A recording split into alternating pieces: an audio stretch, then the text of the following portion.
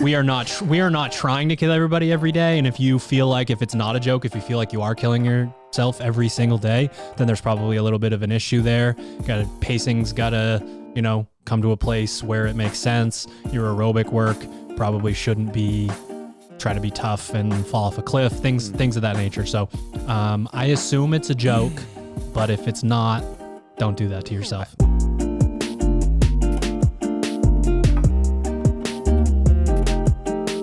Good morning, Misfits. You are tuning into another episode of the Misfit Podcast.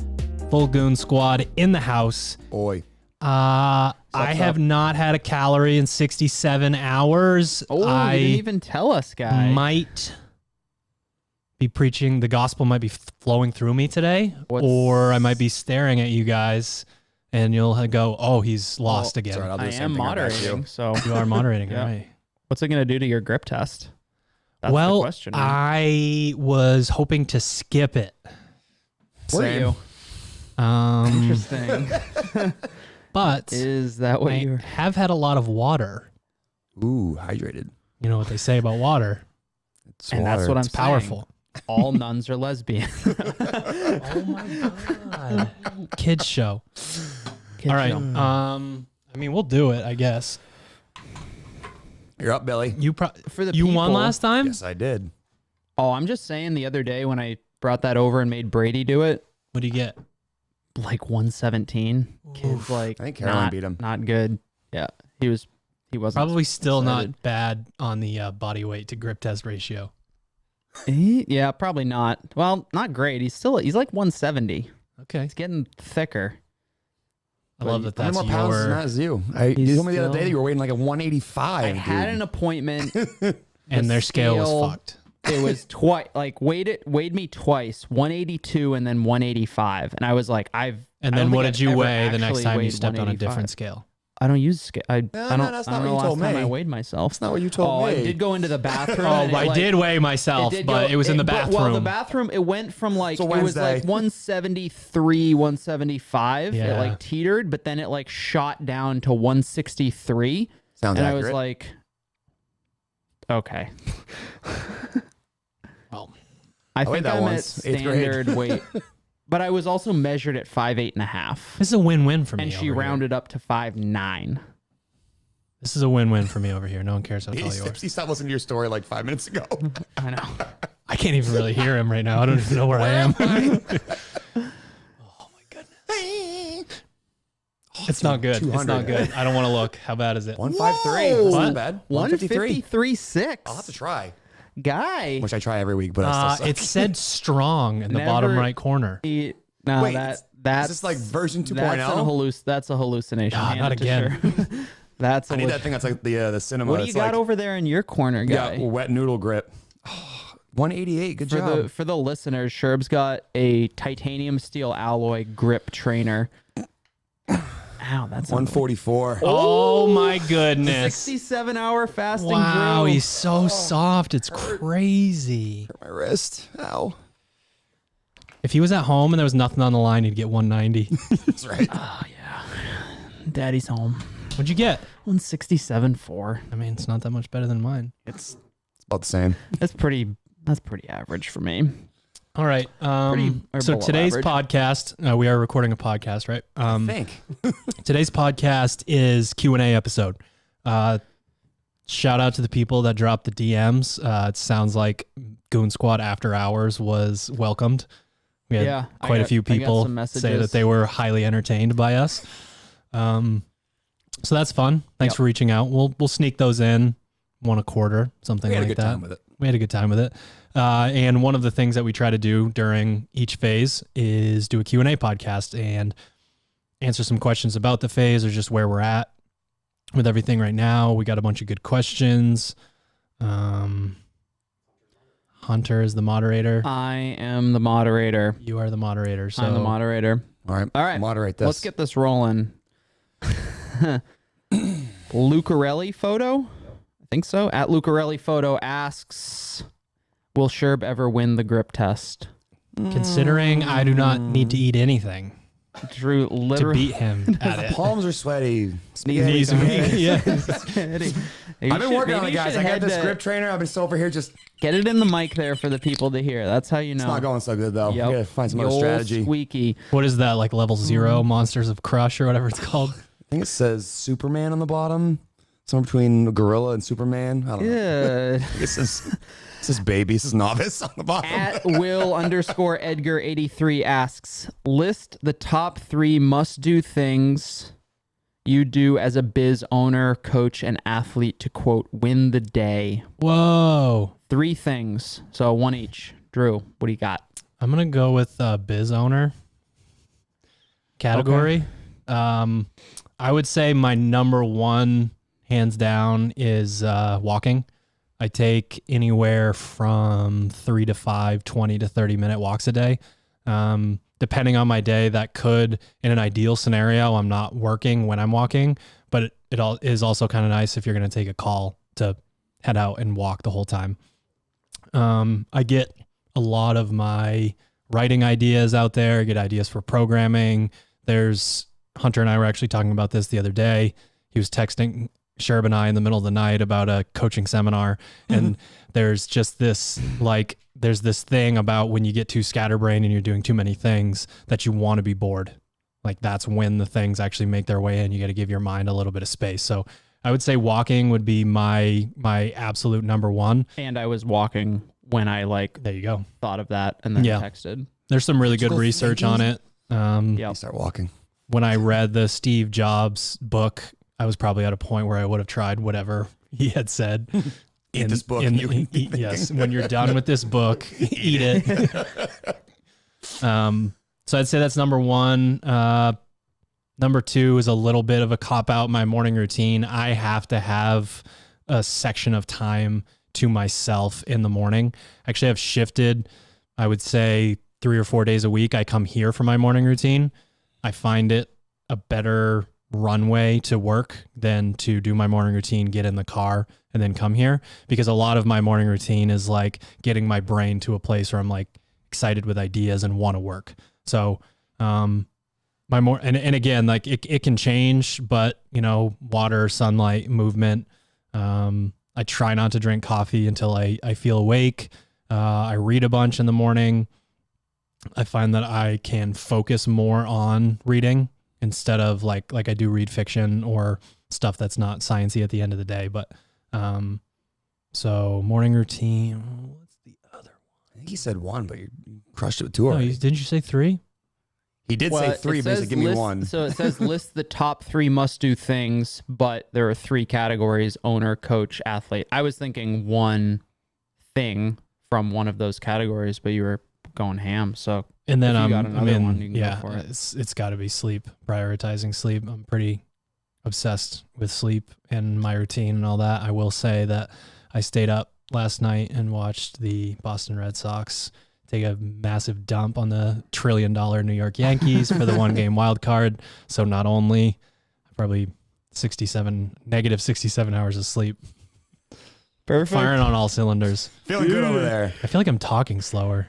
You are. Talking slower and quietly. It's pretty funny. You need a Snickers, kid, literally.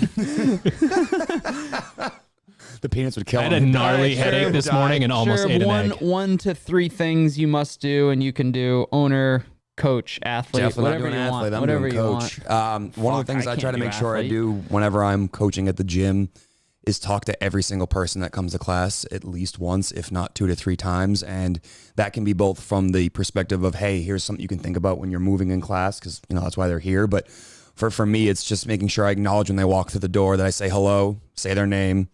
When they're in class, try to give them 1 bit of feedback every single time they come in. And when before they leave, try to say goodbye to every person that came in and thank them for spending an hour of their day at our gym. And I really do think that like moment of gratitude is good, both like positive energy in the universe, but I also think it makes our gym unique from a lot of other places where I've literally walked into affiliates and sat like at the front with people looking at me and no one saying anything for like 15 to 30 minutes. And I'm just like, hi, I'm over here. Like, does anyone work here? And no one is that person that wants to go out of their way and say hello. So to me, it's just making sure that I go out of my way to make people feel welcome, because what we do is a very intimidating job for a lot of people. That the reason they come to us is because of insecurity or something they have as a goal. So anything to break down that insecurity and make them feel more welcome and comfortable, I really do think helps our gyms succeed where others fail. I think for me, it's probably more, it falls along all of these categories, but I have to sit down.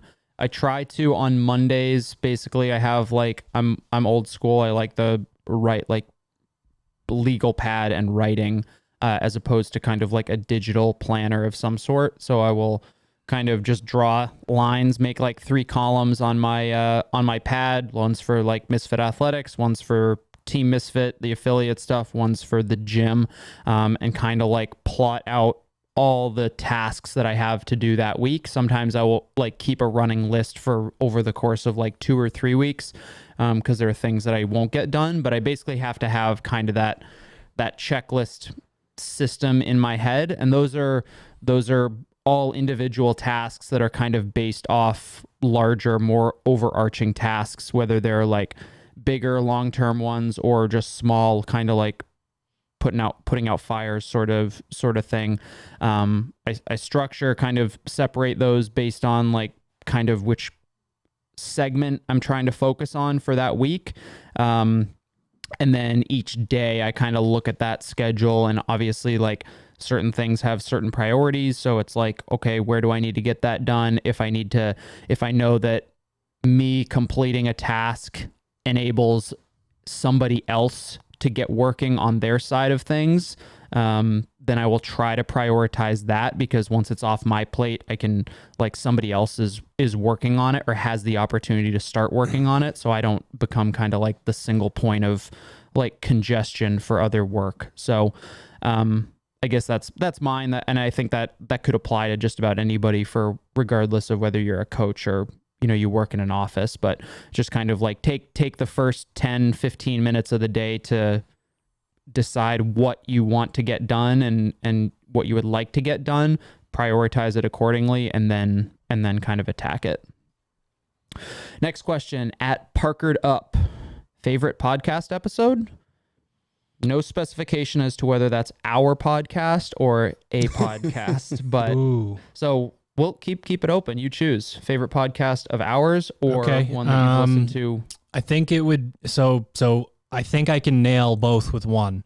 I think if we can link it somewhere, wherever, our interview that we did with the Air Force guys, I think would be really cool insight for people listening to go find and listen to. Yep. And I don't know if they would let us repurpose it on our own site, but for those listening, it was called Tesseract, the Tesseract podcast. I think it's listed as Tesseract AF or something like that, because there are multiple ones. I got a little confused when I was looking for it the first time, but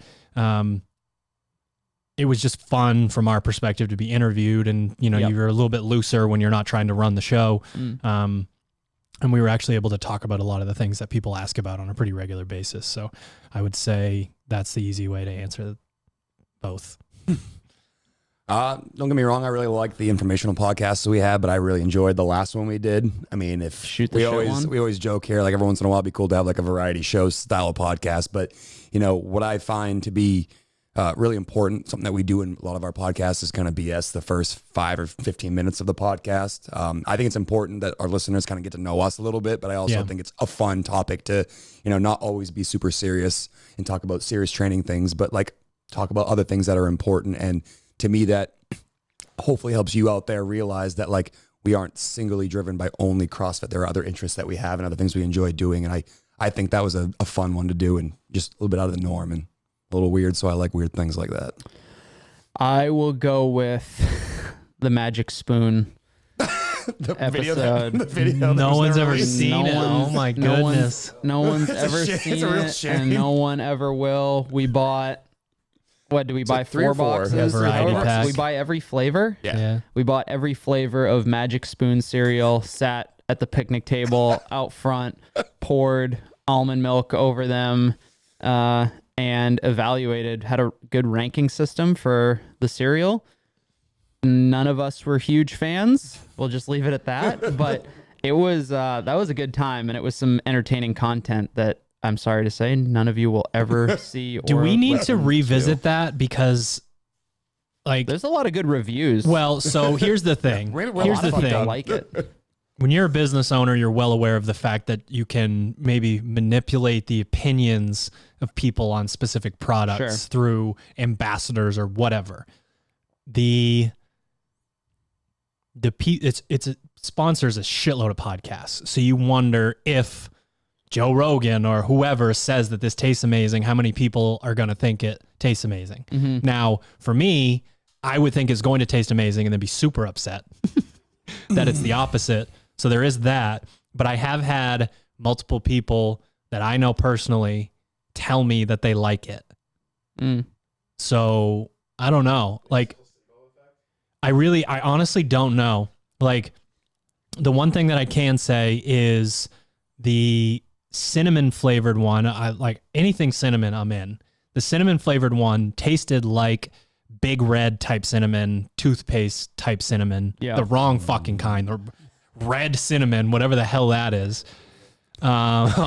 Big red juicy and fruit. I said that to multiple people and they said, no, that's not what it is. So I don't know if it's changed. Yeah. But if I see that, if I buy it again, I see that fucking red cinnamon, I'm gonna freak out. I could probably pull up Instagram and it'll show up on my feed. And then, but all the comments. No, it'll be on your feed after this podcast when you go back on Instagram. Bezos's drones flying over us right now. Next question. At Go So Hardy asks, that's Hannah Hardy, Misfit OG, PhD Misfit. Any thoughts on making a training crew like some of the other programs out there? The short answer is yes. The longer answer is Maine. How? You know, we live in a pretty amazing spot, but it's off the beaten path a bit. And the month or two of the year is not great. No. A month or two of the year? I don't get... There is 1 or 2 months of the year that are feasible to tell I don't mind December, January. We're normally gone enough that I forget that it sucks. February, March, I've had enough. Because March, it tricks you every year. Everyone's like, oh, it's spring. It's like, no. It doesn't fucking snow here in December. It snows here in March. Yes. I don't know why we can't get over that, because everybody's got fake snowmen on their lawn. But winter here is like January to March, basically. Somewhere in that range. Or at least what we would consider a winter. So yeah, I mean, I would love to have people move here. I would love to create multiple Misfit teams. Yes, I think it'd be yes. I think it'd be yes. I think it'd be yes. I think it'd be great. Yes, I think it'd be great. Yes, I think it'd be great. I think it'd be great to have. I think it'd be great to have. I think it'd be great to have that. I think it'd be great to have that. I think it'd be great to have that. I think it'd be great to have that sort of. It'd be great to have that sort of. Be great to have that sort of. Great to have that sort of training. Great to have that sort of training. Great to have that sort of training environment here. But we live in Maine, so people got to want to move to Maine. Yeah, it's probably like, this is something I've had with conversations through DMs too, is that like anyone that like asks about coming here and training here would love to have you. So like, if you want to come work out up here, we'd love to have you up in this situation. My mind immediately goes to like the logistics of trying to organize something like that, but we always want Misfits to come visit. So if you have any desire to come visit Maine, I would agree with you that I wouldn't come from January through probably March. But outside of that, this place is beautiful. And then what's great about Portland, there's a lot of things to do that aren't just fitness, even though most of you probably spend most of that time doing fitness. A lot of people that move here don't hate the winter like we do. No. Or at least I do. Yeah. Yeah. I don't have much to add on that. So good question. And moving on. At Ryan McKay asks, why are y'all out here trying to kill us on the daily? Pretty rude. You're welcome. Next. I know little tongue in cheek there. Remote client of Austin's that absolutely crushed his retest. So he likes that it's happening. Why are we trying to kill everybody every day? No, we're not. I will say that. I asked why, but that we are not trying to kill everybody every day. And if you feel like, if it's not a joke, if you feel like you are killing yourself every single day, then there's probably a little bit of an issue there. Pacing's got to, come to a place where it makes sense. Your aerobic work probably shouldn't try to be tough and fall off a cliff, things of that nature. So I assume it's a joke, but if it's not, don't do that to yourself. It's I not going to also work. was actually reading a book recently. I talked about this by Tim Grover, and he's like, when you're aspiring to do something that's very great and very challenging, you don't necessarily have to love the day to day all that much, but you have to be so obsessed over where the outcome will take you or where you're going to go with that you can put up with some of the difficulty during the day. And I'm sure that applies to Ryan there. He probably doesn't like doing thruster repeats with rowing, and he doesn't like doing assault bike sprints, but when it comes time to retest a piece and you crush it by 3 minutes, or you go to a competition and you show out, like that makes those days where you're in the gym being like, man, are they really trying to kill us? Yeah. All worth it. I think that's an important, before we go to the next one, that's an important thing. We do try to give you worse experiences within the gym, physically and mentally, so that you can be resilient when it comes time to show off. Right. So, But if it feels like you're putting yourself in a grave every single day, then that is probably indicative that maybe you're trying to do a little bit too much, or you're not doing the things outside the gym that you need to sustain the level of training that you like have or want to have or think you should have. So probably a funny question, but still has some good responses. Sherb, kick this one off. At Lexi Bauer asks, does your affiliate programming and individual programming complement each other? While they follow a similar style, meaning we think about programming from a very similar perspective for affiliate programming versus the blog, the affiliate programming is tailored specifically to the experience of your athletes at your gym. We will still make sure that they check the boxes of, getting better at the sport. But when we write the affiliate programming, we're thinking about what is the best experience for an affiliate level athlete who more than likely is coming there just to be healthy and have a good time and have one, good hour of exercise, versus the competitive athlete who's trying to go and potentially compete at something. What's nice about the both programs is there are things that cross over. There'll be MFT or Hatchet pieces that are slightly modified for affiliates that work beautifully in line with our affiliate programming. But one thing I think that you and I like to really do there is to think about that perspective from the affiliate athlete and say, you know what, while the blog might be doing a skill-based phase for the clean, our athletes want to get better, or we want to back squat for a little while. Let's make sure we get a good back squat program. So while they follow a similar methodology, they don't align perfectly throughout the year outside of, I would say, around the open where we're trying to get athletes ramped up for that. They follow the same, there's no like difference in methodology as far as like the training and programming philosophy, and we use the same like template. We program the same way for all of for all the programs, but the affiliate program is there are constraints that need to be adhered to for the affiliate programming, namely like the amount of time that you have, the amount of equipment that, affiliates, where we can basically say, if you're an individual who wants to be competitive, we don't care if we program things that you don't have, because other people do have them. And it's not like we're throwing out like, fucking slack lines and pigs and stuff like that, but it's like when there's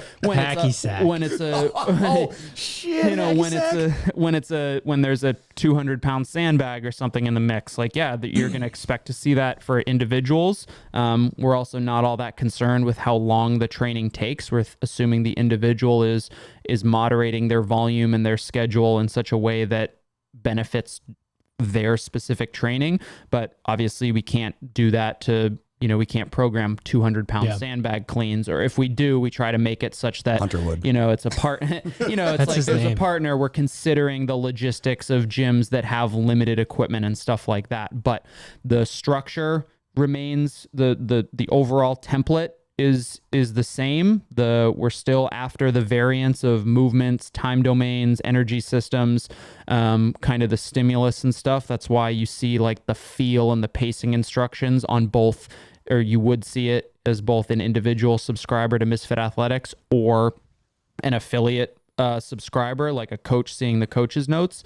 And then we also provide a lot more probably in detail information on the affiliate programming side, because our goal with that is to, yes, provide the best and most well-rounded affiliate program available, but also do so in such a way that allows coaches to get better at coaching and develop themselves professionally. So things like scaling suggestions, the videos and stuff like that, there's a little bit more detail that goes into kind of the descriptions and and whatnot as far as like the note side for the affiliate program. So it doesn't line up.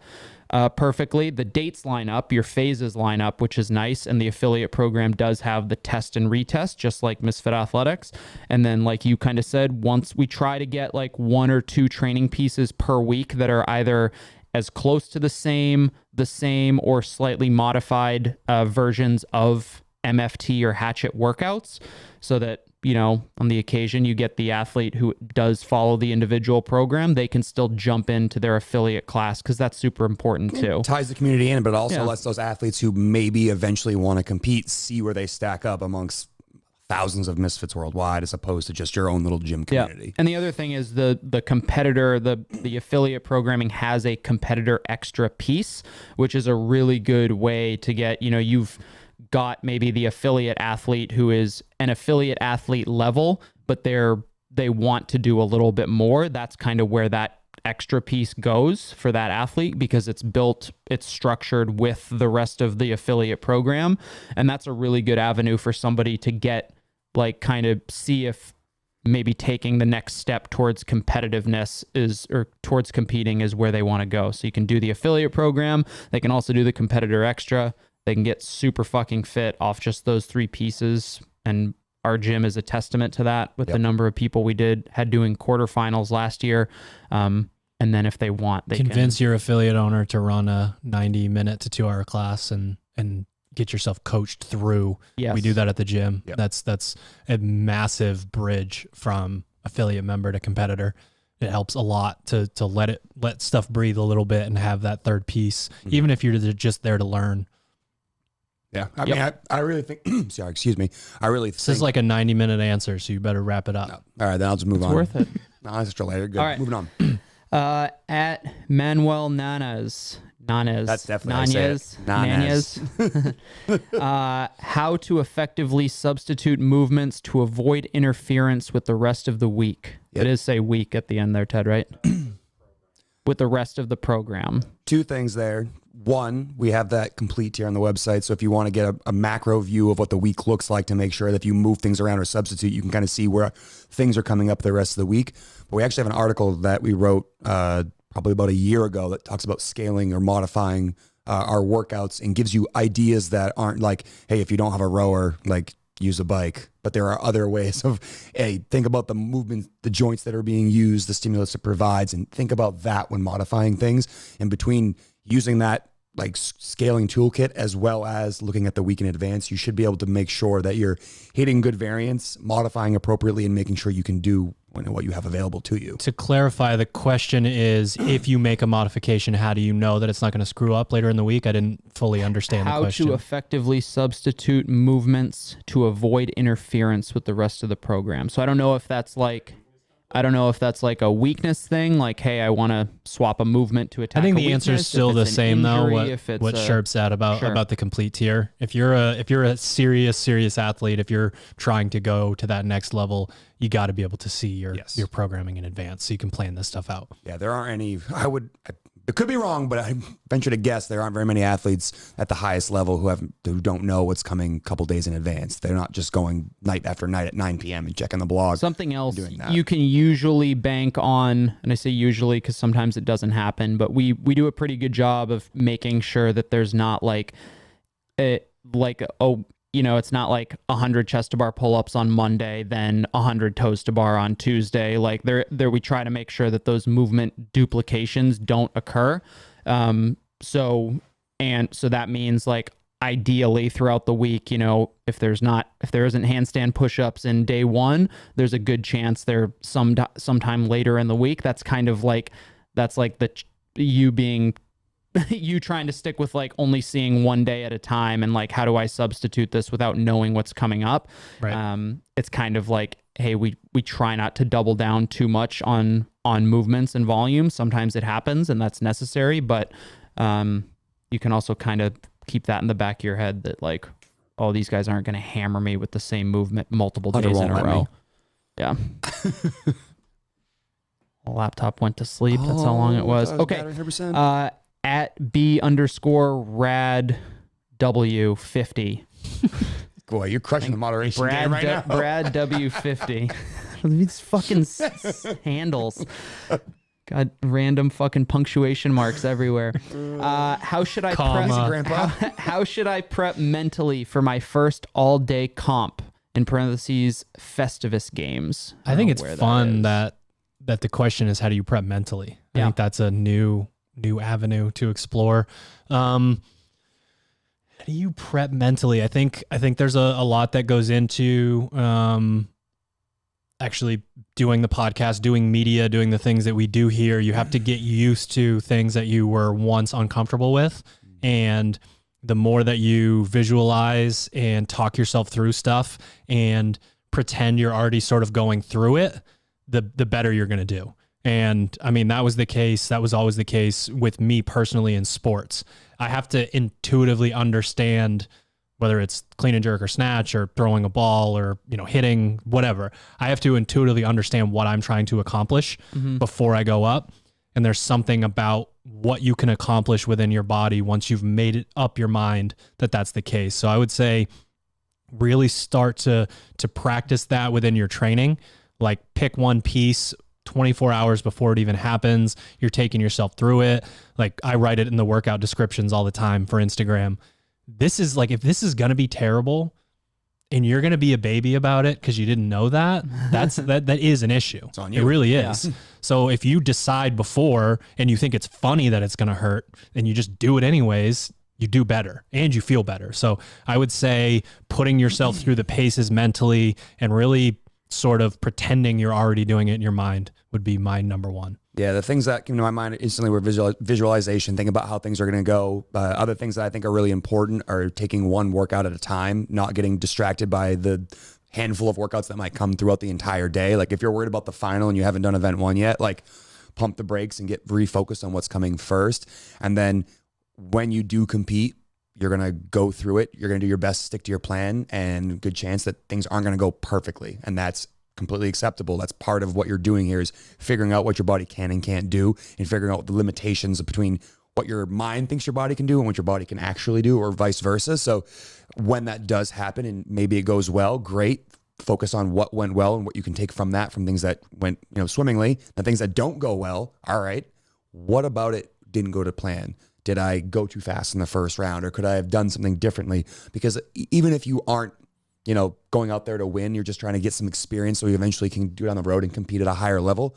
This is just like almost like a training day, but ramped up a bit, where you get the experience of competing against other people and actually caring about like looking left and right and where people are at. Because we hear us talk a lot about, when you're training, you're not testing, you're just working on something. And this is an opportunity for you to practice the skill of competing. So when you get done, evaluate how that went. So those are kind of my three things. I'll take the visualization thing just a little bit further. I think there's a lot of value in, if you know what the venue looks like or can visit the venue beforehand to get a mental idea of the layout, that can alleviate a lot of stress on game day. Knowing where you're going to warm up, where you put your, where you're going to put your food and stuff like that. If it's an all-day competition, like there's another tip, you need to make sure you have plenty of food and stuff like that for you, or somebody who can provide that or go get it for you. But if Hunter's making that wasabi sirloin, if you need him to show up at your comp. Order it, send it over.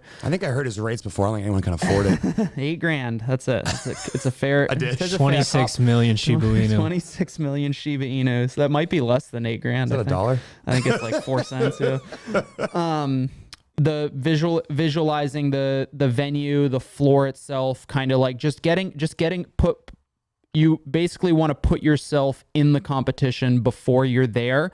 And part of that is knowing kind of what the floor layout and everything like that looks like. Getting as much detail as you can in your head and kind of walking yourself through an event, or kind of like just putting yourself there. I think there's a lot of value in that, and that alleviates a lot of the stress of the unknowns, because everybody's super comfortable when they're working out on their favorite pull-up bar, their favorite barbell and stuff like that. But then when you didn't think about something like, I need to run 200 feet to go get my barbell and then run 200 feet back to the rig because that's how the floor is laid out, like we see in major competitions, like those sorts of things can make a difference if you allow them to. But if you have visualized and kind of taken a look at that beforehand, I think there's a lot of value in that. Can't tell you how many hundreds of points we've seen over the years being left on the table by someone making a silly mistake, like not knowing where the event ends, how the event should go, run to the finish, things like that. So I do think that's a really good tip, because when you go to compete, it's a I had very an athlete different not atmosphere. qualify for the CrossFit Games based on too slow, I'm done the workout, and now I need to cross the finish line. All right, Misfits, just a quick break to shout out our show sponsors and hopefully save you a little bit of dough. Sharpen the Axe. You can head to sharpentheaxeco.com and use the code word Keala, Keala. You save 10%. We donate 10% to the Keala Foundation. And keeping in theme with the Keala Foundation, we have a Maine seaside ocean kind of vibe release coming up soon. We talk a lot about within Sharpen the Axe of the preparation and what you do physically, and we thought it was time to make a collection surrounding the concept of relaxing and what that does for your mind. And we talked about in the podcast being bored and really trying to cultivate that peace of mind as an athlete or just as a human being so that you can go out into the world and crush it, whether it's your job, your relationship, all that good stuff. So you're going to be able to grab that at sharpentheaxeco.com, and you're going to use the code word Keala because you want to save money and donate money at the same time. Keala. We are also brought to you by the best CBD products in the game, Pure Spectrum CBD. You can use the code word Misfit to save on any order, kind of keeping with the theme that Drew just said about Sharpen the Axe and the relaxation vibes. I really, really like their Black Label tincture that helps me kind of chill out at the end of the day. A couple drops underneath the tongue in the evening, helps things wind down, help me sleep well, make sure that the next day I can come in and bring my A game. So again, if you've never tried their Black Label products, I strongly suggest the tincture. That 2,500 milligram is excellent. You can head to Pure Spectrum CBD, use the code word Misfit to save on any order. And we are brought to you by Proper Fuel. You can head to properfuel.co, use the code word Misfit to save on your first order. Everybody knows that we got the best post-workout in the game. We got the 7 essential ingredients, the 7 wonders of the universe. We've talked about being bored. We've talked about getting enough sleep. We've talked about the pure spectrum. We've talked about post-workout. But what about before you work out? I was wondering where this is going. I like it. New Proper Fuel product inbound. Keep your eyes peeled. Keep them out. Properfuel.co. Use the code word Misfit. Save on your first order. If you like what we're doing, if you like the podcast, if you like the YouTube channel, if you like the Instagram and all that, the absolute best way to support what we're doing and keep it running is to go to misfitathletics.com for your individual programming needs or teammisfit.com for your affiliate programming needs. We have programs for every single person, every single scenario at both of those places, and almost all of them are free for 2 weeks. So if you're listening to this, you like, what we're talking about, how we're thinking about coaching or, programming, all that good stuff, misfitathletics.com or teammisfit.com. All right, back to the show. At Go So Hardy again asks, are camps coming back in the near future? Yes. Yeah, the goal is to do if we ever get announcements on the season, the goal is to try to do a quarterfinals prep camp. The idea would either be do it during the open. You do an open workout here with us to have fun because the open is less stressful than it used to be for most athletes. But we don't know what that gap is. We don't know what those dates are. We might have to guess. So if you're looking to circle some dates we know when the open starts, on your calendar. We know the week of the open. Yeah, but we don't know how many weeks the open is. We don't know how many weeks it is or what the gap is. This camp would probably be in March, would be my guess. Oh, it's right when you said it's great here, too. I can't wait. Really nice. It'll either be icy or muddy. Or 80 degrees. I'm going to try to schedule And my icy surf trip. Okay. At Mo_doodles. Favorite gymnastics drills. No specifications on the movements or anything like that. So maybe pick a movement and favorite drill? Favorite gymnastics drills? I always go back to the fact that I played college sports, and when I played college sports, I could do like 2 strict pull-ups. So like my go-to's strict pull-ups when I'm looking for a gymnastics movement to kind of fill that. Give me active a rest skill day. session, Sherb. Come on. favorite skill? Handstand push-ups. Someone wants to get better at handstand push-ups. What is the first drill you give them? Very first drill, I'm going to ask them to make sure they can control themselves in a stacked position from that extended arm down to the head, and they can work on that sequencing. I really think that our athletes at our gyms have heard it so many times. They're probably telling me to like get away from them when they're doing handstand push-ups. Head, butt, legs. Yes. Head, butt, legs. Butt, legs, head, butt, legs. But those type of things, those little mantras that we like sort of joke about here saying repetitively are really helpful. And we know athletes who compete at the CrossFit Games who literally say those things either out loud or in their head as they work through them. And while it might seem kind of forced or kind of contrived, if it helps you move better, it's 1000% worth it. So for me, I'm going to make sure an athlete gets stacked, and then I'm going to have sure they get that sequencing down head, butt, legs every single time they do handstand push-ups. I'll give 2. Do you know what your movement is yet? Yeah. What is it? Okay, good. Here are my 2. Hopefully, I want to make sure I don't take yours. I could audible if you've got your 2. So mine will both be pulling gymnastics. People really seem to crush the chin over bar pull up and then look like they've never been in a gym before when they are doing their chest to bar pull ups. We really love the idea that there's a big gap between those two. You know, it could be a foot, could be less. Sherb, get out the measuring tape. Work within as a progression within that space that's in between those two. So Sherb talked about the mantra. Alex Smith talked to us about this forever ago. Feet, hips, feet, hips, feet, hips. And he's saying to himself, I need to be able to see my feet in my peripheral vision in front of me. So I'm creating leverage over my hip before I pop my hip.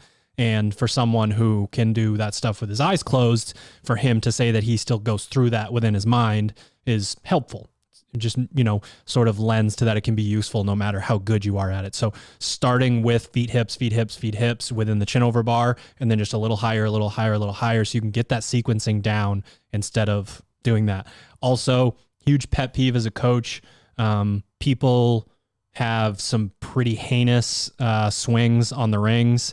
And I'm talking about just the gymnastics kip, the idea of being able to control yourself and know the difference between having that static item like the bar to going over to the rings and what happens. You should be able to control your kip and have, rings forward, feet back in this nice tight position, and then swing into more of that pike. You should be able to do that all day before you even think about how you're going to clean up your muscle up.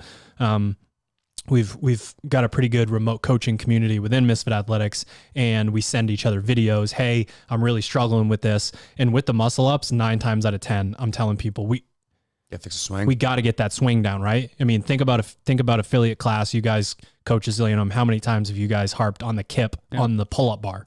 Yeah. I mean, it's like twice a week. Yeah. I mean, this has to be, this is the basis for this entire movement. Same thing with the muscle up. It's how you're going to actually be able to do a good muscle up, and then it's how you're going to make the next one easier. So for me, I would go with, I like coaching toes to bar. I think it's the easiest one to like, because they're the only difference between like a kip swing and a toes to bar is how high you bring your legs. So there's like, the distance from your toes to the bar is however many inches that is how many iterations we can use to get closer and closer to the pull-up bar. And for athletes, it's getting them to understand the physics of why you want to like tuck, kind of pull your knees up to your chest, because every camp we go to, every gym we go to, anytime we have a drop in who comes in and there's toes to bar, and it's like, you've got this person who's just like doing the perfect, like legs straight, these beautiful looking toes to bar. And you can tell that they like take a lot of pride in it. And it's like, you don't want to be a dick, but also it's like, oh, so you hate yourself. You only want to. I like that's your first impression of them. Oh, you definitely hate yourself. I don't want to be a dick. You hate yourself. You want to only have 50% of your capacity being used. So you don't and the reason I like it is because you get to teach. You kind of teach people leverage. Like if change someone's life in 5 minutes. The distance, from if your hip flexors get more tired when your legs are straight, do they get more tired when you lift them with straight legs or with a bent knee? And it's like, well, straight legs. It's like, okay, so don't do toes to bar with your legs totally straight. So it's being able to teach people kind of bringing the knees up and then trying to reclaim that, like that Superman position with the legs long and whatnot, and what we talk about in a lot of our videos. But toes to bar is a good one because that spans the gambit of affiliate athlete doing kipping knee raises to I want to be a high level athlete, so I'm going to do these perfect piking toes to bar that I hate. Chia. Yeah. At Hayden Baragry. Perfect. When to go from Hatchet to MFT. That's a good one. Yeah, we've talked about this a lot, and it's easiest connection to draw is just like the chin over bar to chest to bar. You don't have to be a Hatchet athlete on Tuesday, and then now I'm an MFT athlete on Wednesday. We say you murder Hatchet, you're really feeling great, recovery scores are going up, sleeping like a champ, doing all these things, and you're like, how do I move the needle more? You add in pieces that fit. Now, obviously, we keep saying it's real. It's not a financial thing. If you have your week laid out in front of you, it's a lot easier to do that. So really just trying to be like, what do I need? What's going to move the needle? I got to get better at gymnastics or bitch work or whatever it is. And you sprint, it's just one thing this week. How did I recover? Okay, great. 2 things next week. Like you make it an iterative process instead of like, okay, I did it. Now it's time to go MFT. Yeah, I would say you probably will start to build a little community of the people that you either meet on the website or you meet through social media DMs, and you've kind of started talking to them about how things are going. You create your little training pods, or even you work out with people at your affiliate and you feel like you're hitting the stimulus, but all of a sudden you realize that you're constantly like number one. Do what Drew said. You start sprinkling a little bit of MFT pieces, but never get too wrapped around the fact that if you start doing MFT, that doesn't mean you can't go backwards. And I think the lifting test that we shot for this past week was last week, was a great example of that, where a handful of years ago, the MFT weights might have been appropriate for me to move the barbell, but we wanted to do MFT versus Hatchet. So I tried to do the MFT version, quickly realized that was a little bit outside of my capacity. It's a test, so it was fine that I tried it, but I'm going to take that information and use it to be like, all right, what's a better use of my time for the next 6 weeks, so that if I do want to retest this, I'll retest the MFT version this phase, but I'm not quite ready there yet. And I'm going to use this phase as information gathering so that I know moving forward, all right, not there yet, but some other pieces, let's say rowing and deadlift show up. Hell yeah, I'm ready to throw down MFT. Pistols and running show up. Is there an anywhere program for me? Cool. At Laura Lift Stuff, what's the next movement you'd like to see added to the open? Short answer that's not real is shoulder to overhead. I love shoulder to overhead just as this combination of so many awesome and terrible things together. It has been in the open. It has not been in the open for a while. Well, we had the dumbbell push press last year. Or was that? That was the quarterfinals. Quarterfinals, yeah. I would like to see, and I don't care if it's, 115, 95, something like that. Like, it's been a long time high rep, or if it's 135. I just feel like it's such a great tool to trick someone into thinking they feel good, and then they don't. As soon as they put the bar down, they got hit by a truck. Yeah. So I would say that. I think that's a fair answer. Yeah. It's been there, but it's been a while. It's been too long. I want to see the dumbbell box step over. I think I like what that movement and what that stimulus provides athletes. And one of my proud of you for putting your ego aside. I fucking hate it. Yeah, that was mine. I was not banking on you doing that. I got to scramble here. I'm doing it from a perspective of like, when we wanted to go to the CrossFit Games, we want to see the absolute best athletes on the floor competing. And to me, there's just something special about that movement, as much as I fucking hate it, that it takes a ton of grit to be able to do that movement at a high level. And there's something to the like, how bad do you want it factor in that movement that I just love. Like, there's some part of that that's like, if you really want it, you can hang on for another 100-pound step up. Keep talking. Hunter is now researching all the other movements that exist in CrossFit. Trying to pull up sit up. There we go. Trying Hunter to pull up a movement tracker. I'll jump in. I would like to see diversification of some sort of machine or running or something like that. I can add that in because, you know, I mean, you guys know how I feel about the rowing situation, but some assault bike sprints in the open. I just think that I think that it would be nice for someone to be able to show off that sort of prowess in a bit of a different way. Yeah. I know it's not the most realistic thing in the world to ask gyms to have that stuff, but I don't. Yeah, a lot of them have been used in some capacity. I think this is kind of a personal preference thing. I would like to see the single arm dumbbell overhead squat. I think probably at the like quarterfinals level. I think that's like a good in the open. Like I think that might be a little bit prohibitive for the wide range of the community, but for quarterfinals, I think something a lot of athletes like try to get away with or kind of like sweep under the rug is their mobility deficiencies. They find a lot of athletes not strong enough, coach. Sorry, no, I'm not strong enough. Athletes are really good at finding ways to work around movements and something like that, or like a double dumbbell overhead walking lunge. When basically I like the mobility, flexibility is part of fitness. Like if you can't squat below parallel, you can't say that like, oh yeah, I crushed that workout, I just struggled to get like below parallel. Like if you're trying to be a competitive athlete and like that's a problem, you're not I feel attacked right now. Sorry, Ted's I mean you have to he knows you're attacking me directly. You've got a pretty damn good reason for some mobility deficiencies, and you still work around them. But bionic ankles. He has been soft his whole life. That is a good excuse. Fuck. But yeah, I would like that, or maybe even like a deficit handstand push-up, something small like that. We've seen that before. We've seen that in the 40-inch. Yeah, now we're talking. Yeah. Yep. No. Nope. I'm not. Forgot that. Are you ready? Screen Yep. Nope. You gotta download amphetamine, bro. At Sophie Shaft 7 asks, how many burpees does one have to do to make Drew eat vegetables? Well, it depends on the vegetable. Hold on a second. Like I want a stipulation that sounds like a how many vegetable I'll do burpees if Drew eats vegetables. Right. Tell us just to run. Sorry, so Sophie. You could do 1 million, and I don't think that I could physically eat an onion. I don't like a piece of an onion, or or like a raw onion style. Eat an onion like an apple. No, like a piece of a raw onion, like even just a fingernail. Oh yeah, no, the size is not relevant. Fingernail.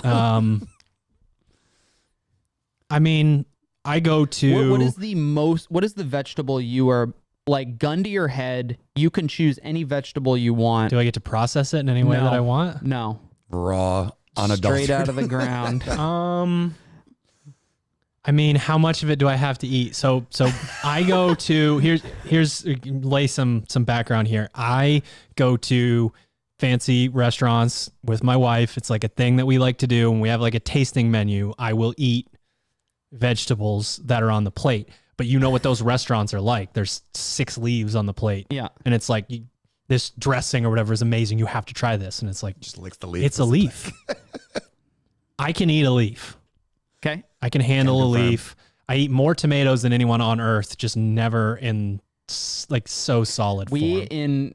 For context, in Hawaii, when we made spaghetti with Cody, we were like, we're going to blend the sauce into. But Cody, you would do that anyways. Cody used whole tomatoes. Like he didn't stick his hand in there and crush them or anything like that. Get Cody in his without shoes on, like in a little like pot, walking around like an old lady, like an old Italian lady. I could totally see Cody crushing grapes and crushing tomatoes and a little rolled up jeans. Yeah, with his jeans rolled up with a little fucking basket of tomatoes. They're already rolled outside. up. He doesn't even have to roll them up. That's true. Maybe like one more roll. Stregonona. I don't have an answer to this question. Right. I do eat some things. I will drink athletic greens if you That's how Drew do gets his one veggies. burpee. If you do one burpee. And I blend them. I eat them. All right. This is blasphemy. J.Aesthetics asks, how to handle a competition in the middle of a phase. I think the open actually is a great opportunity for someone to think about how we program around the open is that we want an athlete to be able to do well in the event, knowing that yes, the open doesn't matter like it used to, but we want athletes still training during that period. But you also have this competition that's smack dab in the middle of a training phase that you might be thinking about, all right, I'm trying to compete at the next stage, not the open, but the next stage. So I don't want to just do the open workout really hard and then basically not do enough to stay in shape to kind of get to that later competition. So the way I'd like to think of it is the same way we structure around the open, where you probably train hard Monday, Tuesday, leading up, assuming it's a weekend competition. Wednesday, you have more of like your active recovery. Thursday, you're thinking like your primer day. Then Friday, you probably get up, you get a sweat check in, and then you get yourself ready to compete. So to me, I like to think of it as just potentially knocking down the volume a little bit on the back half, but still move around, because we find athletes that sit around before competitions typically complain about not performing all that well. But using the programming the way we do around the open, where you kind of set yourself up with a little bit more intensity in the front half of the week and kind of tapering down, so that when things come around on Saturday and Sunday, you're ready to hammer it. Yeah, this isn't fucking grade school. This is not homework. There is no penalty here. Even though that's built into you, probably, if you're from the United States, prioritize yourself. Yeah. Don't prioritize the program in this obsessive way to the point where you're going to skip, or you should be taking a rest day and you don't. Like, trust me, it's still hard to convince games athletes after they do a competition that they have to do even just a 4-day week. They can't wrap their mind around that, even though they got an extra day and they went way harder, whatever. Yeah. So we understand why you feel that way, but you need to prioritize yourself. Oh my goodness. I'm getting a phone call. Party foul. So yeah, I would say that. I think basically don't overthink it. It's pretty logical to get there. You just have to get rid of that guilt. Yep. Sherb's got the kind of hit the week structure. Like if your competition is on, Friday, your example was the easy one. Let's say it's Saturday. That might be more likely. Friday is kind of your primer day. Thursday is your active recovery. And then definitely no more than 3 days, but probably those front 2 days are your close to, probably not quite full volume training, but they're close, pretty similar. Yeah. The only thing I would add to that is probably like in the previous week, in the week before the competition week, if you know the workouts, that's where you should slide them into your training by replacing something with similar movements or something like that, just to like practice stimulus. Just to practice. Yeah, practice stimulus. Yep. And don't there's some workouts where maybe you don't need to do the entire thing just to get a feel for it. You can obviously put those anywhere, but that week before is probably the most important as far as like, if you get the test ahead of time, why wouldn't you want to take the test ahead of time, or at least try some of the tests ahead of time? Okay. Alex Carrillo or Carrillo 03 asks, have been doing Misfit without a bike erg or a ski erg for some time. Which is the best to get? Bike erg. Check. I just personally, the reason I'm going to tell you the bike erg over the ski erg is fun as a ski erg is, and I really probably think that's my most favorite machine after an assault bike. It's just the utility of it. You're going to be able to both train and recover, at the same time, and on this machine that allows you to modulate resistance in a way that really the ski erg is great, flushing upper body and building upper body endurance and aerobic capacity. But if it comes to like overall fitness and your overall game, I would pick the machine that you can both train hard on, but also use as a recovery tool. And for that reason, I'm going bike erg 100 times out of 100. If you are have a huge deficit within your aerobic functioning, I would say the C2 bike. And if you have a huge deficit in your power output, I would say the ski erg for sure. There's something special about the ski erg in that you don't get as much localized muscle fatigue as you do on other machines. And it gives you the opportunity to fight through, sort of that breathing pain, which I find to be much easier than like my leg is locked up. I can't fucking move. So I actually do think it is nuanced. I think it should be on a person-to-person basis. And then the plus when it comes to the ski erg with aerobic work is that if you do have issues with upper body endurance, it's one of the only ways to go in and get a stupid amount of repetitions with your upper body. That's why swimmers are better than you at pull-ups, or rock climbers, or whatever. The people who have gotten those trillion reps in with their arms, it's not easy to do otherwise. One thing I really like about the ski erg too, and again, I just advocated for the bike erg, but if you're someone that is talking like you were just saying about power output, there isn't a better like lie detector test for your understanding of like quarter extremity than someone doing a ski erg sprint. Like if you are inefficient, Definitely don't finish your pull. Stop it about halfway. Yeah, and That's definitely the only best. use your arms. Yeah. Got it. All right, noted. Yeah, I would. Yeah, both are valuable points. I think having done a lot of my aerobic work on the ski erg recently and seeing a little bit of I haven't done it. I haven't accumulated the requisite number of hours to like see as big of a change as I have after doing the C2 bike work. Like Drew said, really the only machine you could argue the rower with the pulling, and I think like that's valuable as well. But just to get like purely upper body reps in to kind of build slow twitch muscle fibers and just improve your upper body stamina and just ability to flush, the ski erg could be good. But I think if I had to pick, I would probably also go with the bike erg. Yeah, I mean, I think for the three of us, it's probably is the bike erg. Just buy both. Yeah. I think the combination of the Save it for both. Buy now, pay later is on every website. Just do it. Yeah. Cool. At Jamie Molina 14 asks, what's the story behind the program? What got you and the crew started?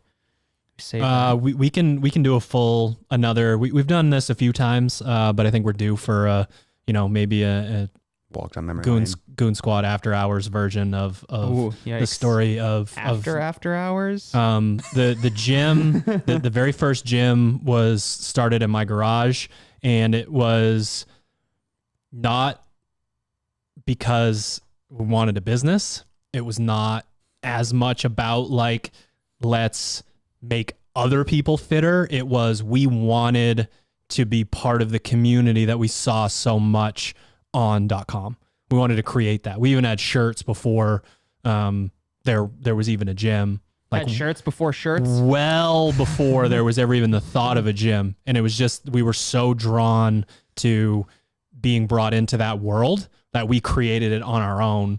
Because I don't know at that age how well it would have gone if I had walked into another CrossFit gym. Fuck them up. Who knows? And because of that, and because of being drawn more to the sport side of things and seeing a gap in the way that other competitive outlets programmed, started working on the idea in 2011, and we launched in 2012, where we put out what we call now our variable training system, where someone works on what we think everybody needs to get done and then is able to personalize after that. So that's the short version. Obviously way more fun stories and maxed out credit cards and trips to Milwaukee built into that, but we'll save the long answer for another time. Good enough. Oh, fuck me. At Suzrazawi, Suzrazawi, respectfully. How do you progress to level of Hatchet athlete when it comes to gymnastics gaps? Oof. So I think how do you progress to a Hatchet level athlete with gymnastics gaps? I would interpret it however you want. Yeah, I would start honest with just an assessment of where those things lie in relation to one another. You might be really good at like pull-ups, but like you were saying earlier, not with chest to bar. Maybe your toes to bar are great, but you haven't figured out bar muscle-ups yet. I would essentially try to prioritize one or two, maybe one pulling and one pushing gymnastics piece, and then spend your time, with our weakness templates, or, if you can get a coach hands-on, to ask one, watch me move first to make sure I'm kind of executing these movements in the most efficient and best way possible.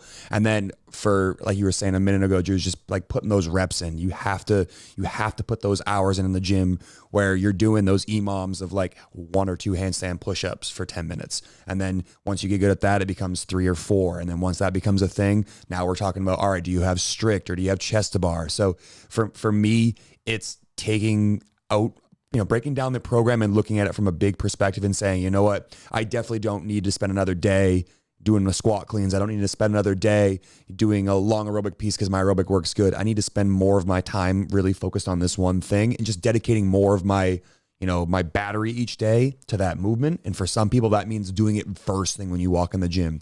You warm yourself up before you worry about much more intensity. When you're at the freshest part, you're going to be the entire day. You focus on one particular thing for that day. And then next day you come in, that one's checked off. Try to think about the next thing you can do to improve that performance. And I really do think the weakness templates are the great kind of the bridge between I've started to get the hang of these movements and I want to be able to do them at some capacity at the Hatchet or MFT level.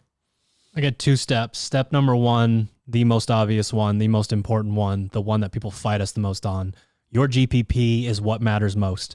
You need to be obsessed with getting your fitness to a level where even if you figured out the skill of something that you can then go do 20, 30, 40, 50, 60, 200 of them, whatever it is within the sport. So people get really lost on their journey of I'm now this, I'm now that, I'm going to work on this solely, I'm going to work on that solely. And if you lose fitness, it's not going to matter. Trust me. Number 2, every single athlete that we've ever had come through our gym and go to training camps and that we've interacted with figures this out on their own. We see them after class handstand walking. We did not tell them to handstand walk after class. That little bit of the side of the ego that we like, well, I'm fitter than that guy. Why can he, walk on his hand? Why can he be upside down? Why are they doing all these things? And then you see the practice go there, and it is an iterative process. So what Sherb said, yes, there needs to be a plan. You need to, download one of our weakness templates and work through something. That's great. But the prerequisite to that is really wanting to do that and starting to do that on your own. If you become obsessed with how fit you are and that I need to figure this out, you're going to figure it out. So I'll kind of roll it back a step before both of those things, because if we're saying like progress to a Hatchet level, that tells me maybe you're somewhere around like the affiliate level trying to progress to Hatchet, or maybe I just misinterpreted the question. But and this will apply to a broad range of people. One, I'm thinking of this from an affiliate coach perspective, and when somebody's like, why can't I do butterfly pull-ups, for example, it's always a tough conversation, but your body weight is a big thing. Obviously that when you're thinking like GPP and our fitness level, body weight's an important thing. Body composition specifically, making sure that you're not carrying around extra weight that is making the gymnastics more difficult than they need to be. And odds are like that is also impacting your fitness and your GPP and other things as well. So you got to make an honest, and for other listeners, you got to make an honest assessment. Like, do I really need to be working on like the skill of chest to bar pull-ups when I can't do a strict pull-up, or I'm a little bit heavier than maybe is optimal for me?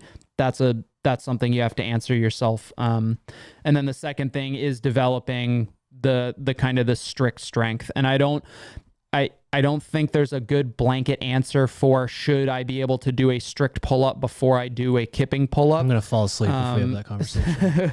But the bottom line is that you need to be able to move your own body weight.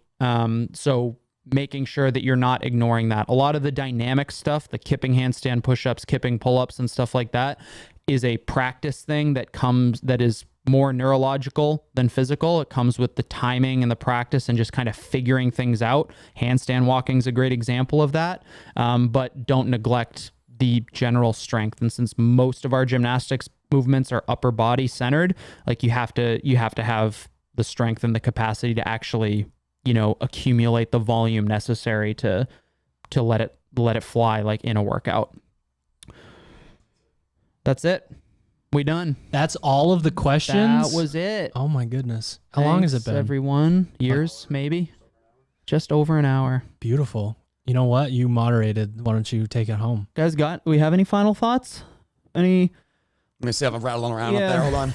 Nah, nothing's rattling around up there. Nothing rattling around. All right. Well, honestly, I will say one thing. I'll say thank you for taking the time to write some questions up for us, because, every once in a while we think about, all right, what have we delivered recently? I really enjoyed the After Hours podcast, but we really want to make sure that we're giving you guys what actually helps you. So you guys keep firing off DMs to all three of us. We're going to make sure that we have, your perspective in mind when we deliver these podcasts, that we are actually helping you guys out there. So I'm just going to say thanks for firing around some questions to us. We do kind of keep track of questions as they get asked, so that, in the event that we do a Q&A podcast and maybe the people don't ask on Instagram, we have that list of things queued up. So like Sherb said, feel free to ask. But since Drew's about to fall asleep, maybe pass out. I don't know. 63 Low blood hours. sugar. I'm fine until I stand up. 70 hours. Okay. Well, Drew can't Get that stand on up. camera. Get that on We're gonna camera. deliver. Stand up, Drew. Thank you guys for listening to another episode of the Misfit Podcast. As always, you can slide into those DMs. Your DMs? We are,